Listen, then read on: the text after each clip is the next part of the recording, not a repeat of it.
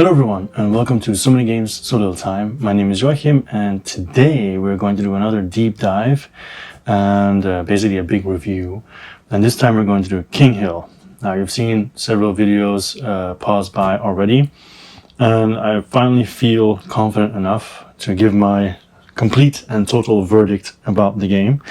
So as usual, for those who don't know how this works, I'll just open the box, go through the different components, explain what I like about it, and so on. So first of all, what is Kinghill? It is a two-player strategic worker placement game. Like you both have a castle, and then during the game you're going to be sending out your peasants to upgrade them to other classes like a knight and a mage and so on.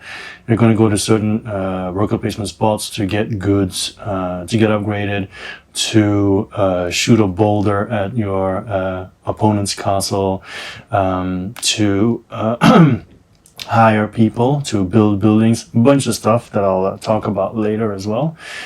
And of course, at one point attack each other, because whoever managed to destroy the other person's castle wins, or if the game ends after 9 rounds, I think, or 12, we'll see, then whoever's castle is the healthiest wins. So yeah, anyway, let's open the box and let's go through everything. So this is a Kickstarter game and I thought I was going to like it because of the art and just the game in itself. But I have to be honest and say I didn't expect it to like it this much, okay? So it's already upside down. As you can see, this was not carefully planned.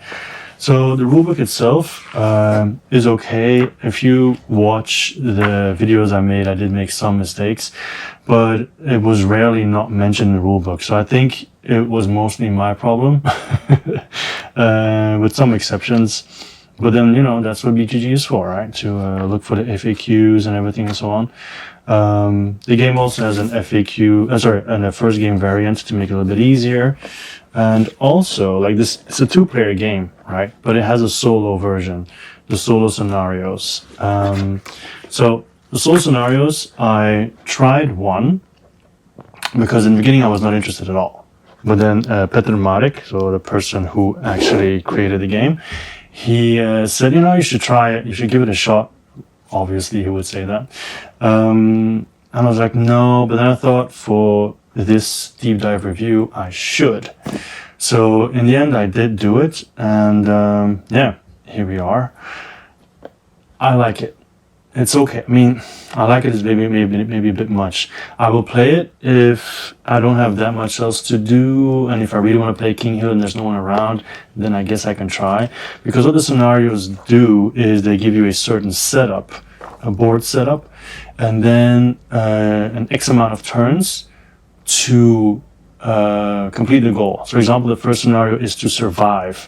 So the opponent has like quite a big army, and you only start with a gold coin and a crystal, and then you have to make sure that in 2 turns you also have to start with 2 peasants, I think. Anyway, you have to make sure in 2 turns, basically just using your workers, that you survive at the end. Now when I did, I managed to, but it's really a puzzle. You're really looking at the whole board, figuring out, okay, I can do this. No, if I do this, then I don't have enough there, and so on. So it works, but it's not how Kinghill technically plays, I feel. It's just like a puzzle, right? And once you solve it, that's it. There is a way to play solo, if I'm not mistaken, because there's a fair amount of scenarios. So 7 scenarios, 11 scenarios, yeah, and all the answers for each scenario is on BGG, is on Board Game Geek. So you know where to find the answer if you get stuck or you really don't know. There is a way to play against the AI. You see here what they do every round. But then once again, once you've played once, you kind of know what they're gonna do, right? So yeah. This, I like it, but it's more like a, how should I say it, it's more like a placeholder, you know. I think it's cool if you like puzzles and so on, but then once you've gone through the materials, then that's it. So, I definitely 100% feel that the meat, the best part of the game is the 1v1. So let's move on to the player boards. Now, this is a Kickstarter. These are the original, I'm not going to show it like this, you can just show it like this. These are the original player boards, and you can see they are very flimsy, right? So, of course, I don't use them because I opted to spend a little bit more money and go for the dual layered boards. Well, actually, it's just this and this that's dual layered, but it's just also a lot thicker. If you can see the difference here, right? It is really big difference. So if you can get the game, try to get these dual layered as well. I don't know how easy or how difficult it is to get, but if there is an option, definitely go for it. Okay, so I have 2 of those because once again, it is a 2-player game. All right, I'm going to then put out the map and then say what I specifically like about it. But I can do that while I'm talking. So once again, this is a worker placement game. So you're going to be sending out your workers. And depending on the players that you play with, it can be a short game or a long game. For example, I play with Miguel. Those tend to be shorter games, although we only recorded 1. But then I play with Anna, and they were more like exploring stuff. And they were definitely longer, those games. So the buildings would be here. The units would be here, where you can recruit them. One thing I like about the game, because you could argue, you know, it's a worker placement, what sets it apart from other worker placement games? Now, I'm not so sure in how far it has a super unique mechanic, but for example, this here is a peasant, right? And when you put a peasant in any of these spots, you're basically training it. So in normal games, I feel, it would be good enough, like, oh, my peasant is now a warrior, fine, okay, or my peasant is now a ranger, for example, and then you swap it out and this goes to the side and now you have a ranger, okay, fine. But what it does is it also gives you the extra an extra bonus. For example, if you make a warrior, from now on they don't give you anything here, but from now on you have a stronger attack when you're attacking castles. But if you get a miner, you immediately get a stone and a coin or another stone. So you don't only get a miner, you get a bonus. If you go for the ranger, you get 1 special force, I forgot the name, but anyway. And you can also get resources. You get a mage, you get a crystal or a spell, and if you go here and get the assassin, if you don't use a peasant but you use a ranger, then you instantly get the assassin and you can use it that same round. So I think it's not just a simple training action, which I really like. But then I think what sets it apart most, I'll get to that in a second, because the buildings, you know, it's normal, right? Units, also normal. Spaces where you can get resources, normal. Every round there's 1 added. If someone gets everything, that's fine. Next round there's another one, but they do accumulate. Also pretty normal if you have a certain thing. Pretty straightforward. The assassin can kill people and gets bonuses. Straightforward. The exploration is a bit special. I'll show you that in a second. But these tiles here, so 9 rounds. Okay, not 12. These tiles here, they are placed there at the start of the game. So you have like 9 tiles that are there. And then the first one, of course, is flipped over. So they basically give you extra spaces. Now you could argue other games do this as well, that's true. But every game they're, of course, randomized. Not all of them are here and they're not in the same order. So that's a nice touch. Some of them are pretty basic, like build. And then if you're a miner, you can do more stuff. But other ones is here like an attack action. Normally you only have 1 attack action on your board. So everybody can attack once per round maximum if you choose to do so. But with this, suddenly there's a second attack action, which means you can wipe out someone's defenders with 1 attack and then attack again and go for the castle. Some more mage stuff, some exploration, fine, trade thing. Those are all pretty straightforward. This one is also kind of special, where you can hire more peasants, but it depends on how many unrevealed action tiles there are. So if it's in the beginning, then it's 1, 2, 3, 4, 5, 6, 7, 8 gold for a peasant, which of course is expensive. But if it comes out here, it's only 2 gold. So then it's suddenly a lot more attractive. So it really depends. Some other stuff, you can hire more. And then this is what I like as well. With this one, you can pay stone to do damage to the opponent's castle, which they cannot stop. Okay, so yeah, and then the other ones are basically straightforward. But once again, you don't know what's going to come out and in which order, which I like. And as the game progresses, things happen. You flip over these powers, you get more peasants, and more interesting buildings come out. Now, these, I'm going to refer back to the rule book to correctly name everything, because otherwise it's kind of a bit silly. Okay, these are the power tokens, all right? And then the force stuff. It's just the Moonstone Force. Yeah, that's what it is. Number 14, Moonstone Force. Okay, get to that in a minute. First, what I think is very special about this game is the Moonforce. And I like that a lot. So the Moonforce are these tiles. Yeah. At the beginning of the game, there's nothing, all right? And then when 2 rounds are finished, the 3rd round, you flip one over. So this one will arrive here faced up. So example, this one is Moon Cultists. So then there will be a boss that comes out that you can attack, which is pretty nice. Or it could be Earthquake. Everyone pays 3 stone or their castle takes 2 damage every round. So you have to make sure you keep 3 stone around. And there's not just one earthquake. There are multiple earthquakes. There are 3 earthquakes in the game. So if all 3 of them come out, you have to spend 9 stone every round to survive. And then suddenly it's like, you know, it's pretty cool. There's some other stuff, like you have your heroes, which I haven't talked about yet. If this one comes out, there's suddenly all of them are upgraded, which is pretty cool as well. Here, every round, all the units take 1 damage. So you have positive ones and negative ones. Another positive one. When you use a peasant to train, normally they're locked, right? But in this case, you immediately use him, which is also nice. Everybody gets a spell every round, and the spells are nice. So there's a bunch of stuff there that's really cool. And 2 of them will arrive face up, and then every time, every round, you will get 1, you can see it here, every round, you get 1 Moonstone Force. And there's other ways to get Moonstone Force, for example, here. But once you reach 5, you can, but don't have to, you can get a Moonstone Force card. And these are very powerful.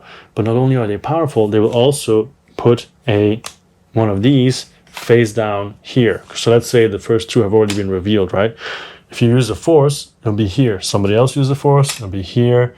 Maybe you'll be able to use it again, it'll be here. And then the next time you use the Force, these will start flipping over, okay?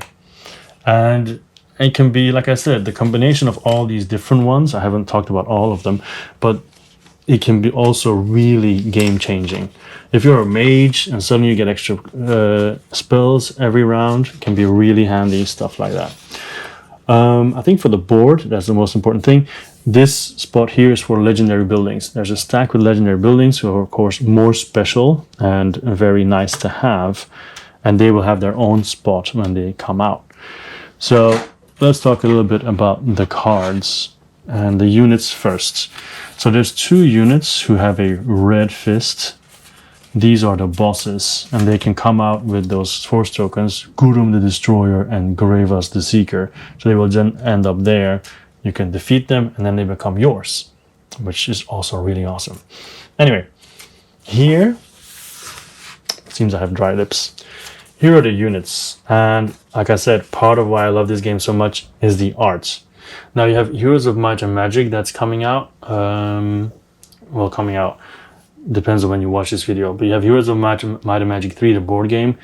I didn't back it because of the art, because I wanted them to use other type of art, like this art. Then I would have been way more excited. But just look at this. All this art is really nice. I love the art so much. The board, the cards. The only thing I have a little bit of a problem with is the heroes, but we'll talk about those in a second. But yeah, so the art is pretty sweet on these guys. The actions as well, they have pretty original things that they can do, but I'm not going to go into that now. But safe to say, it's always really exciting to see what comes out when. Also, at the end of each round, the 2 buildings and the 2 units on the right side go away.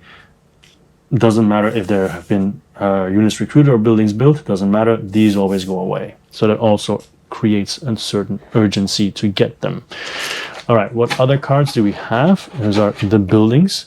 So we have the green back buildings. We have the blue back buildings. They're a little bit unshuffled at the moment. I mean, they're a little bit shuffled at the moment, which is not supposed to be the case. And the gold ones. The gold ones are the legendary ones. You can see they all look very different. And you can see they would go here on your board, of course. And they can be very powerful, actually. This pure protection heals your castle every round. Soldiers are +2. Every round you steal from another person. You get 2 crystals every round. Whenever your castle is dealt non-magical damage, reduce it by 1.